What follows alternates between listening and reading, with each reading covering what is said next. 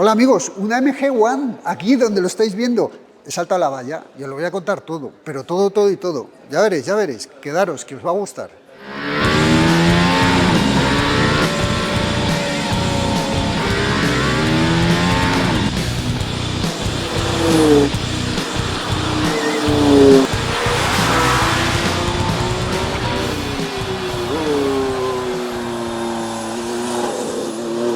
Pues aquí donde lo estáis viendo es el coche de producción más rápido en Nürburgring con motor térmico.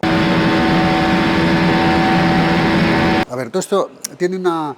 el primero, obviamente, lo que pasa que no se produce, es el Porsche, que cogieron un coche de Le Mans, le quitaron todas las limitaciones que tenía para correr en Le Mans y batieron el tiempo. Luego llegaron los de Volkswagen con el... ¿cómo se llamaba, Nacho?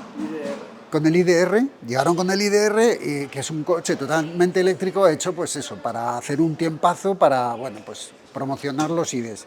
Y luego llegó AMG, llegó Mercedes y sacó el AMG One, que es un coche híbrido enchufable, que fue el más rápido que hizo, mira, 635, 183. Lo que pasa es que ahora ha llegado Lotus con un coche Levija, que es un coche eléctrico, y le ha batido el tiempo en 11 segundos. Ojo, 11 segundos. Pero no hay nada como esto.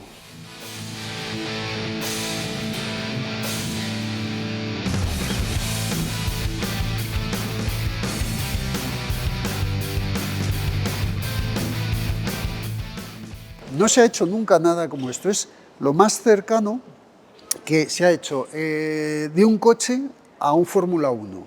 Sí, se ha hablado millones de veces de esto, pero es lo más cercano que se ha hecho un Fórmula 1. Os lo voy a enseñar, me voy a traer a un responsable de AMG que se lo sabe todo y nos lo va a ir contando todo y todo. Obviamente no lo podemos conducir porque solamente hay uno en España, es este, y tiene dueño.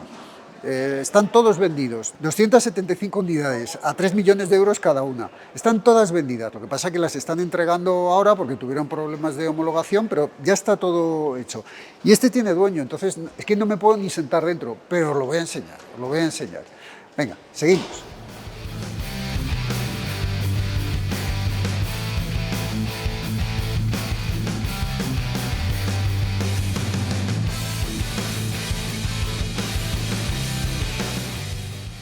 Pues aquí estoy con Enrique Nuevo, es el brand manager de AMG Iberia, o sea, el tío que más sabe de AMG en España y parte del extranjero, ¿no? Casi, tengo la suerte, sí. Sí, pues nada, pues a ver, Enrique, cuéntanos, ¿por qué Mercedes ha hecho este coche? Bueno, la verdad es que a mí siempre me gusta, la verdad que es una suerte poder tener este coche aquí, lo vamos a llamar coche porque tenemos que denominarlo porque tiene 4 ruedas, ¿de acuerdo? Pero para nosotros, dentro de Mercedes AMG, es nuestro pináculo en tecnología, es algo que nunca se ha hecho, nunca más se volverá a hacer, porque muchas veces hemos escuchado eso de hay un Fórmula 1 en la calle, ¿no? Que tiene tecnología de Fórmula 1 en la calle, ok, eso es cierto. Hay muchos coches que tienen tecnología de Fórmula 1 en la calle, pero esta es... Bueno, Renault hizo una Spass y le metió un motor de Fórmula 1. Sí, por exacto, poder, por poder se puede y muy famoso. Pero hizo una. Efectivamente. Al final esto es un coche de serie porque se van a hacer 275 unidades, pero para nosotros es tan complejo que ha sido hacer el coche campeón del mundo de 2016 matriculable para la calle. Es decir, por primera vez en la historia podemos decir que es un Fórmula 1 matriculable. Y es ahí donde ha estado toda la dificultad de poder realmente homologarlo.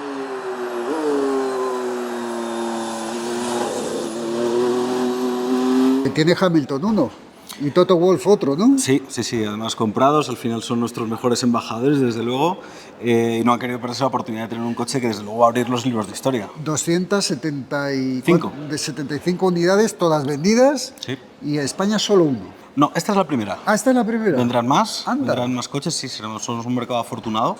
Y bueno, y vendrán más porque muchos clientes de la AMG One tienen residencia en España y nos haremos cargo de esas unidades. Cuando llegue el mío ya os lo enseñaré. Ahora de momento no digáis nada a nadie. Bueno, a ver, vamos a hablar un poquito del coche. Monocasco, fibra de carbono. Absolutamente. Entero. Sí, bueno, además del motor, que luego hablaremos de ello, que es al final el corazón y le propulsa el coche, bueno, sí me gustaría, que además ha sido objeto de muchos comentarios, la estrella que podemos ver aquí, que vemos que es pintada a mano, Por dos motivos, básicamente, porque por peso, Sí. aunque es verdad que el coche se nos ha ido a casi 1.700 kilos, pero también como trabajo aerodinámico. Trabajo aerodinámico que empieza en la estrella y sigue por toda la cintura alta del vehículo. Por ejemplo, vemos aquí los aletines que son variables, que sirven para hacer downforce a altas Sí. velocidades, pero también sirven como aerofreno. También muy importante cuando tienes un coche que necesitas frenar en muy poco espacio de tiempo, porque es un coche que es verdad que es matriculable, pero está orientado sobre todo a circuito. Lo del logo me recuerda cuando Porsche sacó el primer GT3 RS, acuérdate que puso una pegatina. Exacto. La gente dijo, ¿qué habéis hecho? Me has puesto una pegatina en mi coche de tropecientos mil. Sí. Pues sí, pues al final es que es aerodinámica. Vemos que o sea, todo esto es funcional, todo, absolutamente todo este coche está hecho, es funcional. Las llantas, que pueden ser, son forjadas aluminio o magnesio, ¿no? Son magnesio Sí. que tienen la parte externa para refrigerar y también aerodinámico, como puedes Sí. ver. Recoge el aire por un lado y lo expulsa por otro también. Es todo también funcional. Te puede gustar más o menos, pero es Sí. un coche que ha ido totalmente pensado a rendimiento. Suspensión delante lleva push rod, lleva... Exacto. Lleva todas las suspensiones prácticamente de un monoplaza. Yo siempre digo que esto puede hacer el discurso muy corto o muy largo. Sí. Corto es un Fórmula 1. Sí. Largo, empezamos a meternos en los detalles. Efectivamente, como bien dices, son suspensiones push rod tanto adelante y atrás. Es decir, Sí. si levantamos la carcasa, la única gran diferencia a lo mejor que encontramos respecto a un Fórmula 1 es la disposición, que tiene un asiento más. Qué pasada, es dos plazas, ¿eh? Aquí donde lo estáis viendo son dos plazas.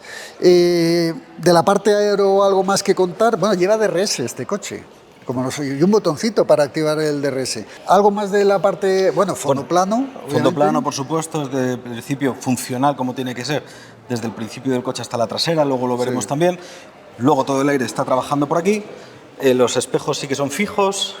Y luego, sobre todo, esta parte que genera muchísima carga aerodinámica. Ves, por ejemplo, allí también que Sí. es el monocasco vacío.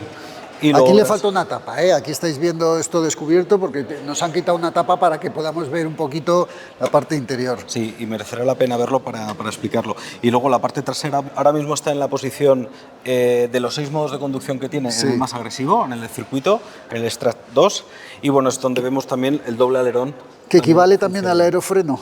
Sí, O sea, cuando- funciona al igual que las... Cuando que las pones eléctricas. aerofreno, le metes el Realmente superalerón. es aerodinámica activa que tú puedes controlar y hay parte del coche que él va a activar cuando necesite de esa aerodinámica, ¿de acuerdo? Esto es para que sepáis que todos los que estáis poniendo alerón en vuestro coche, le estáis poniendo un freno. Sí. Estáis metiendo carga, pero Exacto. estáis metiendo un freno. Sí, de hecho este coche, luego lo veremos, se queda limpio aquí. O sea, toda Claro. esta parte, fijaos, todo lo que sube el alerón y se queda plano, total, para no hacer resistencia al viento. Esto lo Sí. hace cuando necesita realmente todo ese apoyo aerodinámico para no Sí. salir hacia arriba. Vente por aquí. Es que, ¿sabéis quién es nuestro cámara hoy? Nachete. Diles algo, Nacho. Es que esto ha sido un atropello. Hemos visto el coche y hemos dicho... ¿Podemos? Sí, podéis. Pues venga, Enrique, ¿nos lo cuentas? Os lo cuento. Y aquí estamos. Ha sido así un poco... ¡Qué espectáculo! Sí, bueno, de hecho la parte trasera llama la atención, primero, el alerón que como digo genera muchísima carga aerodinámica. Aquí vemos una cámara, que la cámara es, claro, lógicamente es funcional. Esta cámara no es la de parking, sino que es la del espejo retrovisor, porque como veis Claro, no no lleva. existe visión trasera desde aquí. Y luego sí me gustaría detenerme en esta parte, ¿no? En la parte del escape y tanto el difusor, ¿no? Como tú bien decías, Dani, al final un coche de competición, una parte importantísima es el fondo plano. Claro. Y de hecho, donde escupe todo ese aire, donde tiene que ser funcional, donde tiene que resultar útil, es en la parte de escapatoria de todo ese aire, ¿no? Sí. Que es lo que le pega. Entonces, este difusor, desde luego, es una obra de arte, por supuesto, hecho en carbono. Y luego, esto, a todos los aficionados de Sí. Fórmula 1, pues nos sonará, porque esto no deja de ser la pieza real de un Fórmula 1 de escape, ¿no? Que tiene las dos salidas más pequeñas. Esto ha sido uno de los grandes handicaps a la hora de Sí. homologar el coche por el tema del sonido. Es un Sí. coche que al principio conseguíamos un ralentí de 5.000 vueltas, algo que era... lógicamente, Ralentí 5.000 vueltas. Estábamos al ralentí de 5.000 vueltas y era... Un Seat Ibiza a fondo, esto se escucha ralentí. Exacto, y no olvidemos que es solo un 1.6, Sí, sí. ¿de acuerdo? Ahora vamos a hablar sí, de- ahora del hablamos de motor. ello, pero sobre todo el sonido, muy importante porque lógicamente no se podía homologar así, ¿no? Entonces se ha conseguido limitar en vueltas y bueno, y para que se pueda homologar también, hay parte de ese sonido que vuelve al habitáculo. Sí. O sea, desde dentro del habitáculo hay mucho sonido que viene del exterior, que se vuelve Sí. a colar dentro, que nos hace conducir el coche con unos pequeños auriculares no para hablar con el copiloto, Sí. sino que nos hace una white noise, una frecuencia, Sí. un ruido blanco, para que no nos dañe los tímpanos. Es un coche que está lleno de curiosidades. Esto que acaba de comentar Enrique, en prácticamente todos los motores modernos, se mete, aparte del sonido este que tanto criticamos muchas veces, que suena por los altavoces, hay un sonido que se mete para contrarrestar las frecuencias esas que molestan y se mete por los altavoces. Pero esto ya desde hace mucho tiempo que está pasando. Y en este coche no se mete por unos altavoces, te pones unos cascos para evitar eso. Sí. Fijaros qué curioso, qué curioso. ¿Pasamos al motor? Sí, Vale. mira, de hecho muchas veces hablando también además bueno, mira esto. Dice, bueno, ¿por qué hemos puesto una estrella pintada? Bueno, aquí sin embargo, cuando llama la atención que tenemos esta aquí, Sí. realmente hemos puesto los laureles, esa es la insignia clásica de Mercedes, Sí. por los éxitos en competición que tiene el vehículo, Mercedes en general. No le podía faltar la estrellita. No podía faltar porque este coche... La estrella real. Bien, vamos a hablar del ¿Sí? motor. A ver. Bueno, aquí lo que nos encontramos básicamente es el verdadero corazón de un Fórmula 1. Aquí Nacho y tú habéis podido ver las tres partes, digamos, que tiene la parte de atrás del vehículo, ¿vale? Tiene la unidad de potencia térmica, que como hemos dicho es un 1.6 de 6 cilindros en V. 1600. V6 1600. O sea, la misma cilindrada que un GR Yaris. Lo que pasa es que con un V6, o la misma cilindrada que un coche normal, pero en un V6, que da 200, 400... Nos da casi 700 caballos. 700 caballos la unidad... Es la parte térmica. Térmica, 700 caballos. Casi, sí. Luego está unida a una unidad de potencia, que ya sabes que en Fórmula 1 no se llama motor o batería, sino es unidad de potencia, ¿vale? Que nos entrega también esa potencia. Y luego pasamos a la parte de suspensión, que tú hablabas en la parte delantera, que no podemos ver. Aquí, como tenemos el coche desnudo, se puede apreciar. Y bueno, es un pushrod puro y duro de Fórmula 1. Mismas piezas que se usan en competición, anclado al chasis, soporta el motor también, y la unidad de potencia y colectores. Pushrod, los amortiguadores van arriba, no trabajan en vertical con el movimiento de la rueda, trabajan unas bieletas y están arriba. Tiene además una función muy importante, que este tipo de suspensiones, tú lo sabes muy bien, que eres un gran piloto y has usado muchos coches de competición, a altas velocidades es lo que realmente sujeta mejor al coche que las que trabajan en vertical. Sí. El motor que nos hemos saltado tiene asociado al cigüeñal un motor eléctrico. Exacto. ¿De cuántos caballos? Ese nos da algo más de 200. El coche tiene otros 3 motores eléctricos, ¿de acuerdo? Decimos que tiene 4 porque hasta el motor del turbo es eléctrico también, para evitar ese turbo lag, siempre lo tenemos disponible. Lleva inyección directa e indirecta y un turbo, pero turbo eléctrico. Sí.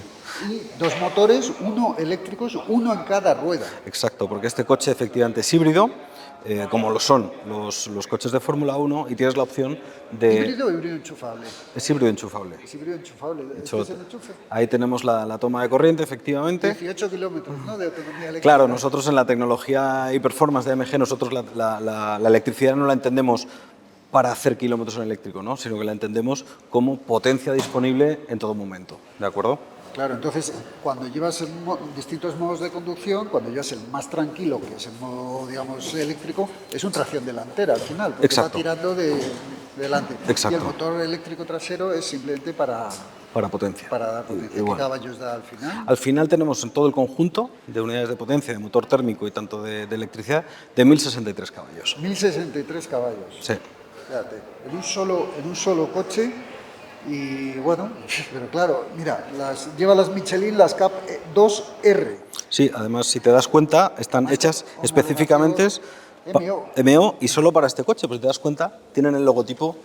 Michelin nos lo ha hecho específicamente para este coche. Para este coche. Sí. Madre mía. ¿Les enseñamos el interior? Claro que sí.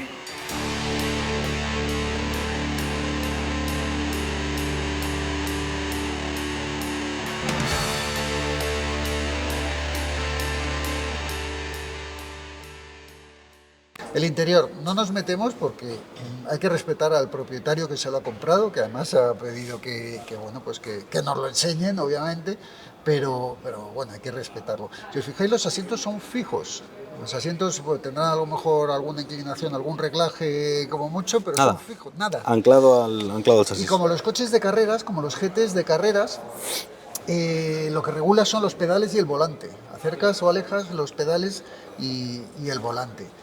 Que ya habéis visto que el volante de redondo tiene poco. Tiene aquí sus LEDs que te indican el cambio de marcha y una serie de botones que ahora yo creo que Enrique nos puede contar. Bueno, el volante efectivamente llama la atención por su forma tan radical, ¿no? Todo el tema de competición. Sí. Y bueno, yo creo que desde aquí estas partes son muy conocidas por cualquier conductor de Mercedes, porque sí que son lo que manejan el sistema de infoentretenimiento de MBUX, pero sí que hay, por ejemplo, botones que no los llevamos. Por ejemplo, el de pit.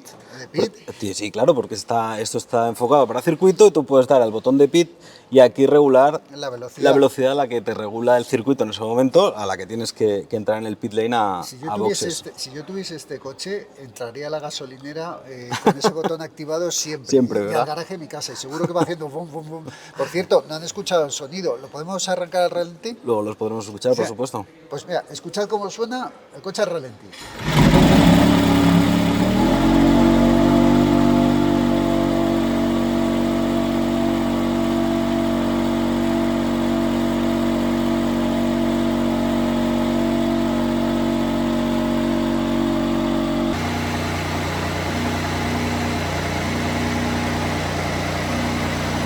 ¿Qué? Suena, ¿eh?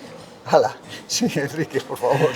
Luego, a partir de arriba, ya tenemos el resto de botonería más específica de competición. Aquí el primero es el de ráfagas, que siempre se usa en circuito, como tú bien sabes, para avisar que vas a adelantar, que eso va a suceder mucho con este coche. En la M30 también. También puedes hacerlo, también lo puedes hacer, sin olvidarnos de los intermitentes, ¿eh? Aquí tenemos el botón que tú antes decías en la introducción, es un botón de DRS que nos va a ayudar muchísimo en las rectas de circuito. Sí. Aquí tenemos el botón de neutral, y vamos a decir por qué tenemos el botón de neutral aquí, porque las levas aquí tienen una función también para selección de menús, ¿de acuerdo? Sí.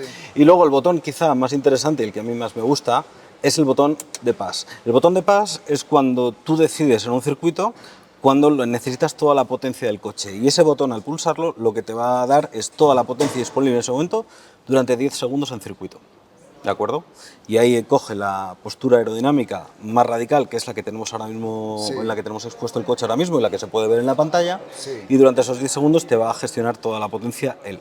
Claro, tú puedes elegir o hacer la vuelta rápida con el coche o estar 70 vueltas con el coche también. Eso es lo que un poco ayudamos y enseñamos a los clientes a conducir. Porque aquí tienes muchas cosas, porque no estamos acostumbrados a gestionar la aerodinámica de un coche, estamos gestionados, pues sí, pues la suspensión más dura, que el motor te haga más caso o que el cambio haga algo de otra forma. Por cierto, cambio de 7 velocidades. Exacto. Con 4 embragues. Eso es. ¡Buah!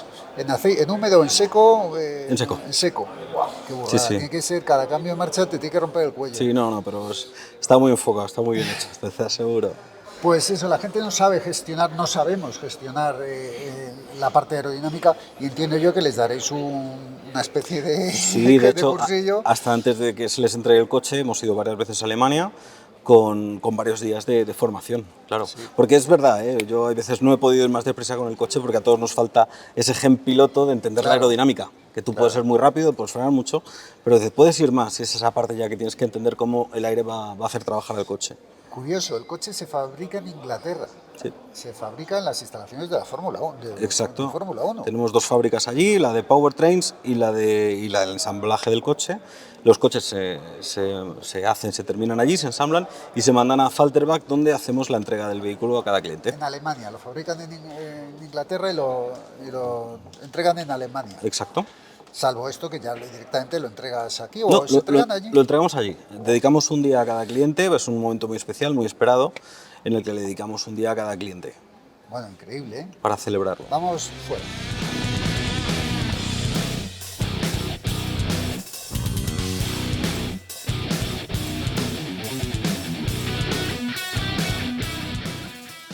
Es increíble este coche, es increíble. Mercedes, ¿va a hacer más coches como este? ahora mismo no sabemos. Desde luego estamos centrados en la tecnología y performance, ahora estamos en un momento de muchísimos lanzamientos, sobre todo tecnológicamente, pero algo como una hypercar como esto, ahora mismo no sabemos. Vamos a terminar vamos a terminar de entregar a los clientes que lo esperan con muchas ganas. Yo quiero ver a Mercedes ganando en Le Mans, otra vez. Otra vez, ¿verdad? Otra vez. Otra vez. Ahora nuestro programa de competición está centrado en el Customer Racing de los propios clientes y sobre todo en Fórmula 1. Que Porsche está muy subidito porque ha ganado muchas veces, Ferrari ahora, que si he ganado ya, que otra vez no sé qué, pero Mercedes también tiene su historia en Le Mans. Absolutamente, muy bonita además, con coches, además que han sido muy icónicos, ¿verdad? Como aquel CLK DTM, o sea, el CLK LM y el CLK GTR, desde luego que sí. Pues nada, amigos, esto es el hipercar de Mercedes. Creemos que era necesario contarlo porque no todos los días se tiene acceso a un coche, aunque sea vallado. O sea, es que muy difícil hasta verlo. De hecho, me gustaría que si se cruza alguno por la calle, que me lo ponga en los comentarios.